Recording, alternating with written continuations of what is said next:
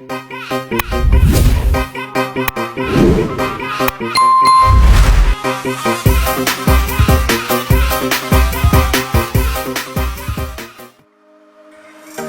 sobat filsuf-filsuf sekalian, berjumpa dengan saya Muhammad Nur Hafid. Di sini saya akan memenuhi tugas ulangan akhir semester pada mata kuliah Filsafat Barat Modern yang diampu oleh beliau Bapak Dosen Mudzakkir Mukhlisin SWIL MPH. Di sini saya mengambil sebuah pemikiran tentang empirisme. Selanjutnya, marilah saksikan video berikut.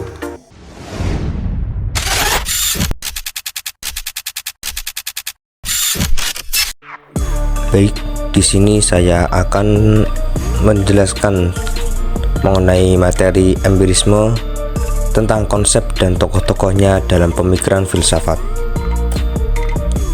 Yang pertama yaitu pengenalan dahulu.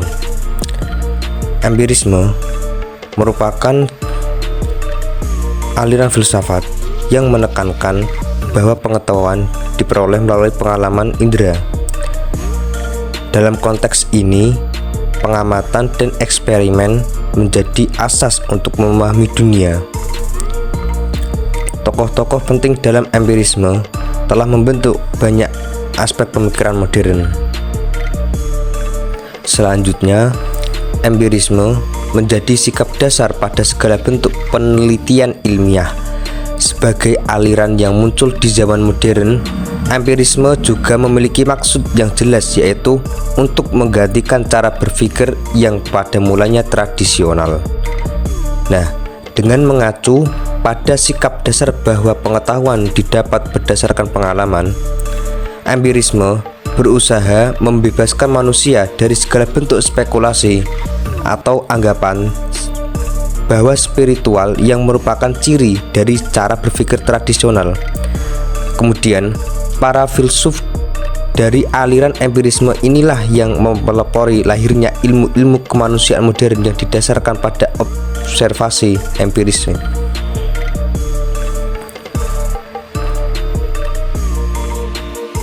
Kemudian, empirisme telah wujud sejak zaman Yunani kuno, tetapi ia berkembang pesat pada abad ke-17 dan ke-18. Tokoh-tokohnya diantaranya ada John Locke dan David Hume yang memainkan peranan penting dalam membentuk pemikiran ini. Mereka menekankan pentingnya pengalaman dalam pembentukan pengetahuan. John Locke merupakan salah satu tokoh terpenting dalam sejarah aliran filsafat, yaitu empirisme. Beliau berpendapat bahwa manusia dilahirkan seperti kertas kosong dan pengetahuan dibentuk melalui pengalaman. Teorinya mengenai tabula rasa telah memberi dampak yang besar kepada pemikiran sebuah pendidikan. Dalam makna tabula rasa atau yang disebut oleh John Locke yaitu kertas kosong, merupakan suatu pengetahuan tentang sesuatu baru diperoleh manusia dalam proses pengenalan terhadap dunia melalui pengalaman yang memberi kesan-kesan ke dalam pikirannya. Dengan berdasarkan pengalaman tersebut, ide-ide di dalam pikiran terbentuk melalui proses penginderaan yang sangat rumit. John Locke juga menjelaskan bahwa sebelum kita memikirkan ide-ide abstrak tentang sesuatu, kita terlebih dahulu harus mengamati dari segi warnanya, ukurannya, mencium baunya, atau mendengarkannya. Kemudian, apa yang kita tangkap dari dunia indrawi tersebut, kita proses di dalam diri internal kita, seperti berpikir, merasa, dan berkehendak. Selanjutnya, proses internal tersebut menghasilkan ide-ide abstrak seperti ide sakit, ide nikmat, dan sebagainya. Di antaranya ajaran yang telah dijelaskan oleh John Locke, yaitu tentang kenikmatan, menegaskan bahwa yang menentukan tindakan seseorang bukanlah prinsip-prinsip universal, namun berdasarkan dari pengalaman indrawi pribadi dari orang tersebut, yaitu rasa nikmat dan rasa sakit. Dari kejelasan ini, bahwa sesuatu yang dirasa menyenangkan atau disimpulkan sebagai sesuatu yang baik, sementara sesuatu yang dirasa menyakitkan akan disimpulkan sebagai sesuatu yang jahat. Dari ajaran etis tentang kenikmatan tersebut, John Locke menetapkan 5 poin hal baik yang perlu diupayakan oleh manusia. Yang pertama, kesehatan yang memungkinkan kita menikmati sesuatu dengan indera kita. Kedua, nama baik dan kehormatan atau kenikmatan yang diperoleh dari pengakuan sosial. Ketiga, pengetahuan yang memungkinkan kita mendapatkan berbagai objek untuk dinikmati. Keempat, berbuat baik, yaitu berupa tindakan yang akan memberikan keuntungan dan memberi kepuasan pada diri. Kemudian yang kelima adalah harapan tentang kebahagiaan yang abadi. Kemudian ada tokoh lain selain John Locke, yaitu David Hume. David Hume merupakan seorang lagi tokoh utama yang menekankan bahwasanya pengetahuan adalah hasil daripada inference dan ideas.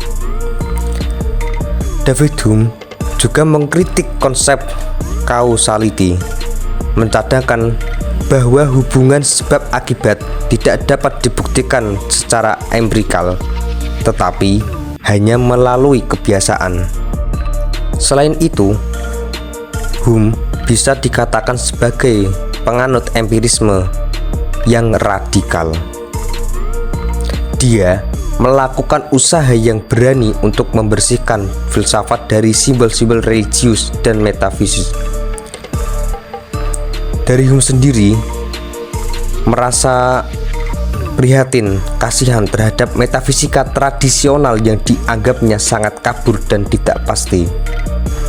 Di samping itu, metafisika juga tercampur dengan dogma-dogma ajaran agama Katolik dan tahayul-tahayul dari cerita rakyat ataupun legenda. Oleh karenanya, Hume memilih untuk bersikap skeptis atau menyaksikan. Sikap skeptis Hume menyasar untuk menyerang 3 pemikiran. Yang pertama, Hume ingin menyerang ajaran rasionalisme tentang ide bawaan. Yang kedua, Hume menyerang pemikiran religius dari agama Katolik, Anglikan maupun dari pemikiran para penganut deisme. Kemudian yang ketiga, Hume menyerang para penganut empirisme sendiri yang masih mengakui adanya substansi. Kemudian Hume sendiri sangat meyakini bahwa kesadaran diri tentang aku adalah hasil dari kesan dan persepsi yang kita terima dari luar, seperti panas, dingin, berat, senang, sedih, nikmat, dan seterusnya.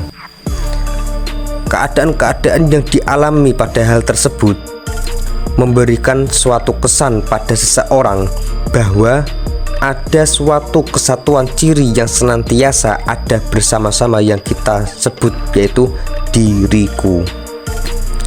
Semua itu hanyalah sebuah kumpulan persepsi saja. Jika persepsi-persepsi itu disingkirkan, kita akan kehilangan yang namanya diriku. Misalkan ketika kita tidur atau mati, yang disebut diriku tidak lagi ada, sebab dengan kematian segala persepsi lenyap sehingga membuat diriku bukan lagi suatu kenyataan. Kemudian kritik Hume terhadap empirisme tersendiri, yaitu mengenai ajaran tentang keabadian kehidupan akhirat yang selama ini nilai-nilai tersebut dijadikan sebagai dasar moral kehidupan sosial. dari Hume sendiri berpendapat bahwa selama ini orang kebanyakan melakukan hal-hal baik atau berbuat baik atas dasar keyakinan mereka tentang kehidupan abadi atau yang disebut akhirat. Dengan demikian, keabadian tersebut menjadi sistem moral dan kontrol sosial dalam bermasyarakat. Menurut Hume, orang-orang yang percaya dengan hal itu hanyalah orang-orang yang sedang dikaburkan oleh ilusi belaka. Bagi Hume, manusia tidak perlu menggunakan alasan ataupun doktrin keabadian untuk menyusun suatu hukum moral di dunia. Manusia tersebut bisa mewujudkan kehidupan sosial yang baik di dunia ini tanpa harus menunggu akhirat, karena kita semua belum ataupun tidak memiliki pengalaman tentang kehidupan setelah mati. Maka dari itu, ajaran yang ditekankan oleh Hume yaitu keabadian yang berada di dalam dunia, bukan di dalam kehidupan akhirat. Selain tokoh-tokoh tersebut, ajaran empirisme dalam sains merupakan suatu pembelajaran yang memainkan peranan penting dalam metodologi penyelidikan. Sebuah pengamatan dan eksperimen adalah kaidah utama untuk mengumpulkan data yang boleh diuji dan diulang. Hal ini memastikan bahwasanya suatu pengetahuan yang diperoleh adalah objektif dan valid. Selain itu, sebuah empirisme juga menghadapi adanya kritikan. Walaupun empirisme ini memiliki banyak kelebihan, ia juga menghadapi suatu kritikan. Dari beberapa ahli filsafat berpendapat bahwasanya tidak semua pengetahuan boleh diperoleh melalui pengalaman. Misalnya, konsep tentang matematika dan logik sering dianggap sebagai tidak bergantung kepada observasi. Kemudian, empirisme memiliki hubungan dengan falsafah modern. Mengapa demikian? Karena pada aliran empirisme ini terus memengaruhi filsafah modern dan pemikiran kritikal. Banyak aliran filsafat dan sains kontemporer ini menggunakan prinsip-prinsip empiris untuk mengembangkan sebuah teori dan model. Hal ini menunjukkan bahwasanya empirisme tetap relevan dalam pengetahuan sampai hari ini. Kemudian, contoh pengaplikasian aliran empirisme. Dalam suatu praktikal, empirisme dapat dilihat dalam penyelidikan sains sosial dan eksperimen sains. Contohnya, kajian sosial menggunakan data empiris untuk memahami tingkah laku manusia. Hal ini menunjukkan bagaimana empirisme berfungsi dalam kehidupan seharian. Maka dengan demikian,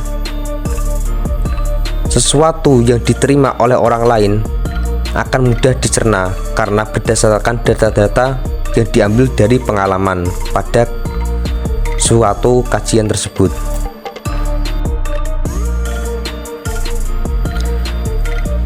Pada intinya, secara komprehensif, empirisme merupakan asas penting dalam pembentukan suatu pengetahuan melalui tokoh-tokoh seperti John Locke maupun David Hume.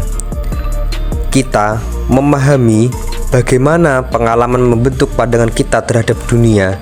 Empirisme terus berperan dalam sains dan falsafah ini. Demikian penjelasan sedikit mengenai suatu aliran empirisme dalam filsafat.